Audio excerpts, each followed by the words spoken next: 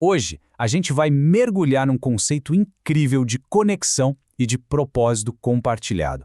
Uma ideia que, olha, atravessa séculos e ensina muito sobre a força de uma parceria que vai além do que a gente pode ver. Vamos descobrir juntos o que é essa tal de comunhão no Evangelho. Puxa, essa é uma pergunta que todo mundo se faz, né? Especialmente hoje em dia. E para responder, a gente vai dar uma olhada num exemplo lá da história que mostra um tipo de ligação que nem o tempo, nem o espaço conseguem quebrar. A resposta pode ser bem surpreendente. Bem, para a gente entender isso direitinho, nosso papo vai passar por 5 pontos. A gente começa com um modelo histórico de conexão à distância, depois define o que é essa parceria, descobre quem é o tal autor invisível por trás de tudo, entende por que isso importa hoje e, no fim, a gente fala sobre a promessa de uma obra completa. Então, para começar a entender essa ideia, vamos fazer uma pequena viagem no tempo. Nossa parada? A relação entre o apóstolo Paulo e a igreja de Filipos. Eles deixaram para a gente um exemplo muito prático e poderoso de como uma parceria pode, de fato, dar certo. Olha que interessante. Mesmo com toda a distância física entre eles, Paulo e os filipenses tinham uma ligação que não se abalava. Paulo não só se lembrava deles, ele agradecia a Deus por eles o tempo todo. Essa conexão tão profunda é o nosso ponto de partida para entender o que significa comunhão no Evangelho. Mas, afinal, o que é que fazia essa parceria ser tão forte assim? Agora que a gente já viu o exemplo, vamos definir o conceito. O que exatamente é essa comunhão? E aqui está o pulo do gato. Não é só uma amizade, sabe? É uma parceria ativa, dinâmica, baseada numa fé e no objetivo em comum. É isso que faz com que esse laço não só sobreviva à distância, mas que ele fique ainda mais forte.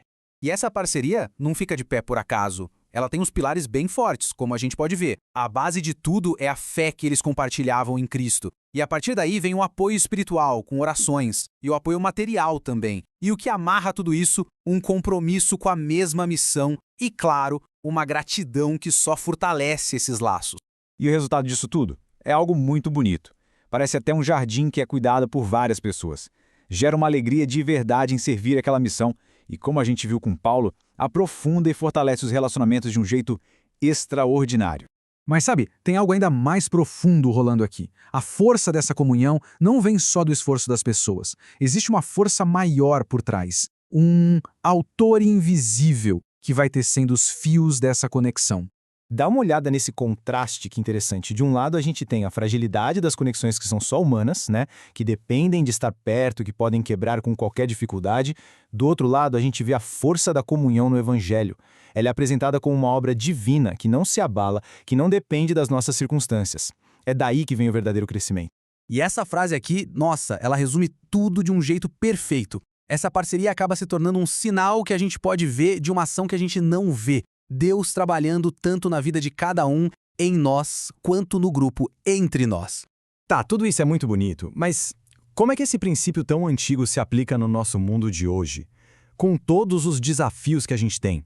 Porque essa ideia de comunhão ainda é importante. Pois é, a relevância é total. Em tempos difíceis, essa parceria dá uma força danada para a nossa fé. Ela nos dá uma esperança que não é só otimismo, sabe? É baseada em promessas divinas. Claro, isso exige que a gente participe ativamente, com oração, com apoio, e serve como um lembrete constante de que o trabalho de Deus não está limitado pelo que a gente consegue ou não fazer.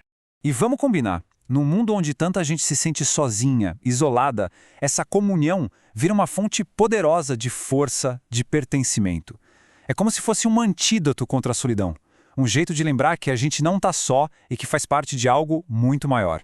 Isso tudo nos leva ao nosso último ponto, que talvez seja o mais forte de todos.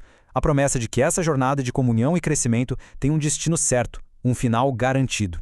Uma coisa super importante para a gente entender é que isso tudo é um processo. Pensa no barro nas mãos de um artesão. A parceria, o crescimento, a fé, tudo é uma obra em andamento. Não está perfeita, não está completa ainda. E a maior esperança está justamente aí. E aqui está a promessa que amarra tudo. A certeza do apóstolo Paulo não vinha da capacidade dos filipenses ou da dele mesmo. Vinha da fidelidade de Deus. A confiança de que aquele que começou essa boa obra é o mesmo que vai garantir que ela seja concluída. E ter essa certeza, isso muda tudo. Traz segurança para aqueles momentos de dúvida e dá aquela perseverança para a gente continuar na jornada. Não pela nossa própria força, mas confiando que a obra vai sim ser completada. Então, no final das contas, fica essa pergunta para a gente pensar um pouco. Se essa nossa jornada de comunhão e crescimento é uma obra divina que ainda está acontecendo, o que significa, na prática, confiar nesse processo? O que significa confiar no autor, mesmo quando a gente ainda não sabe como vai ser o capítulo final?